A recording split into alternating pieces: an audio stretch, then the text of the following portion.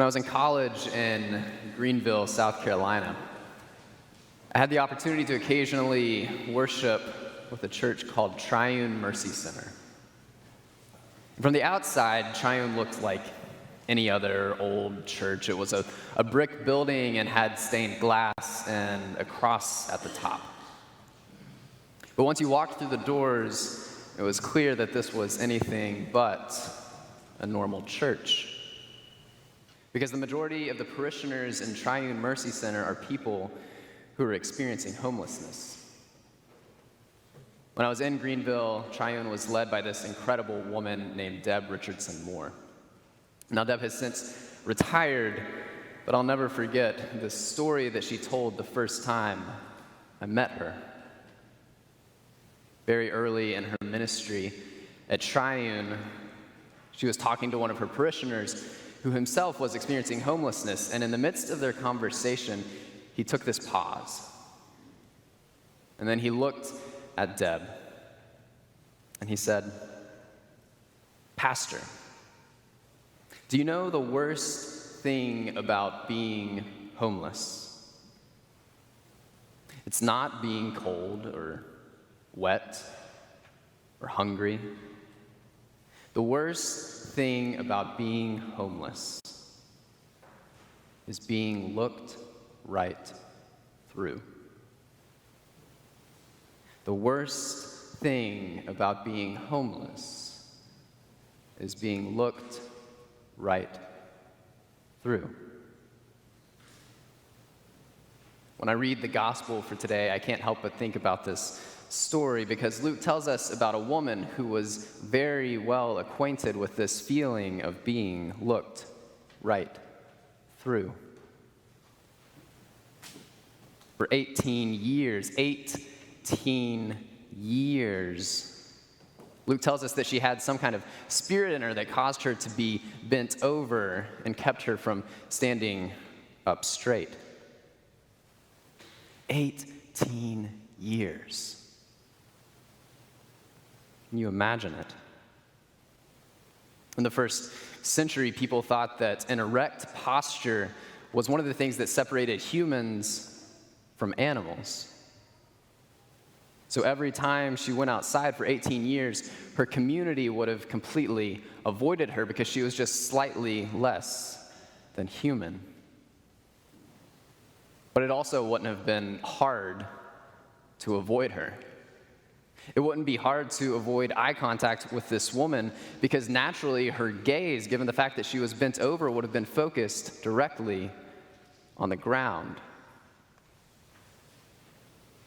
So even if someone had tried to stop and talk to her, she would have had to strain her entire body to look up and look them in the face.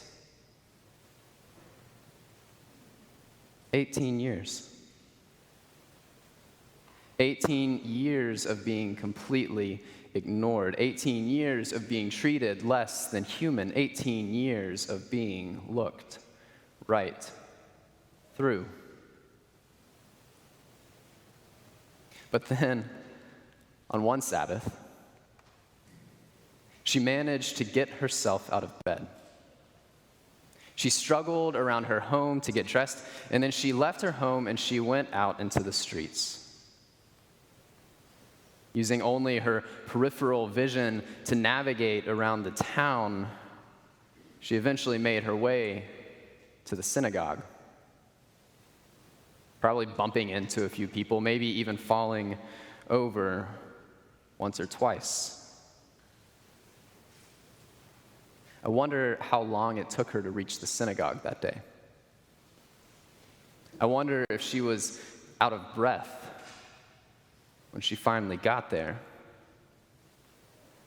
Most of all, I find myself wondering why she went to all of this trouble when in all likelihood she was expecting to just walk in and walk out completely unnoticed, completely looked right through.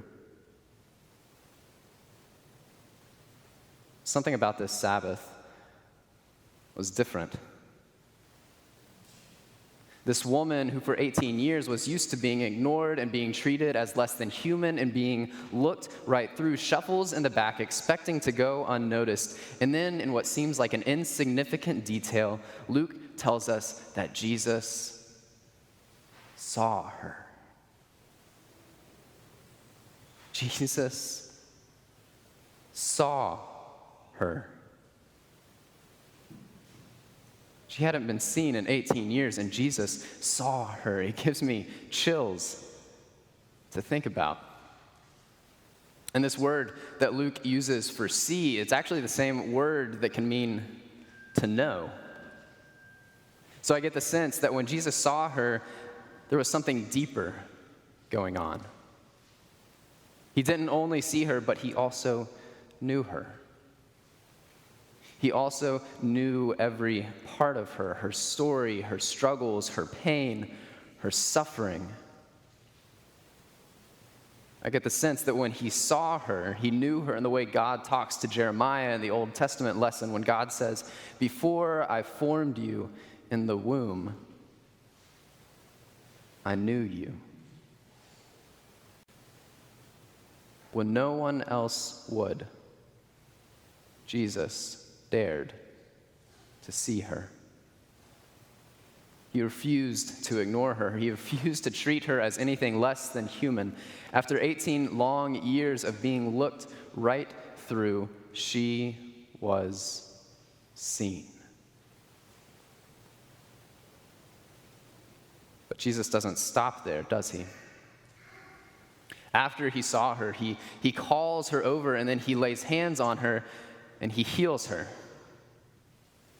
One of the leaders in the synagogue got mad because Jesus was healing on the Sabbath, but then Jesus responds, "You hypocrites! Does not each of you on the Sabbath untie his ox or his donkey in the manger and lead it away to water? And ought not this woman, a daughter of Abraham, whom Satan bound for 18 long years, be set free from this bondage on the Sabbath day?" This woman is the daughter of Abraham, Jesus says. In the middle of the synagogue, in the middle of this crowd, he reminds her and everyone else there who she is and whose she is. She's not an object. She's not an animal. She's not just some rule that's been broken. She's a daughter of Abraham. This woman is a part of God's chosen people. She's part of Jesus' family. And so in the middle of the synagogue, by calling her a daughter of Abraham, Jesus claims this woman as his own.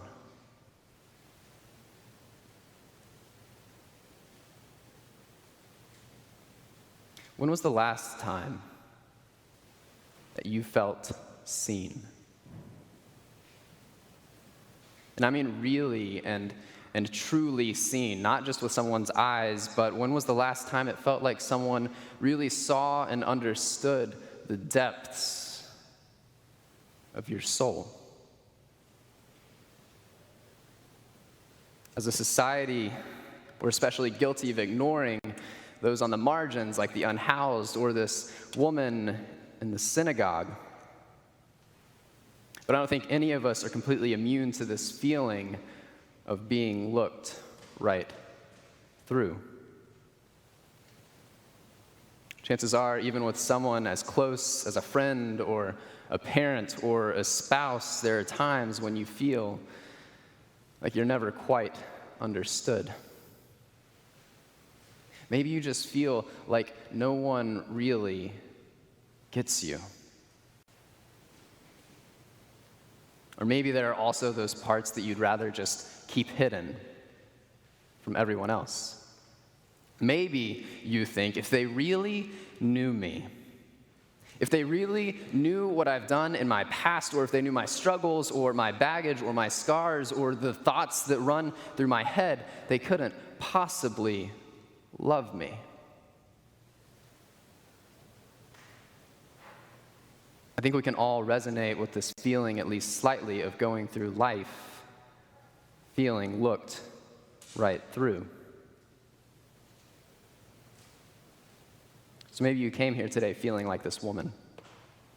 Maybe it hasn't been 18 years, but it has been a very long time. And just as Jesus dared to see her that day in the synagogue, Jesus dares to see you too. He dares to see all of you. He dares to see those parts of yourself that no one else quite understands, and those parts that you try so hard to keep hidden. Before I formed you in the womb, he says, I knew you. You are seen. And like the woman in the synagogue, after seeing you, he doesn't call you perfect. He doesn't say that you don't have your rough edges. But after seeing you in all of your perfections and all of your imperfections, he calls you his own. He says that you are his. Author and pastor Tim Keller has said, to be loved but not known is comforting but superficial. To be known and not loved is our greatest fear. But to be fully known and truly loved is, well, a lot like being loved by God. It is what we need more than anything. You are seen. You are known. And you are loved. Amen.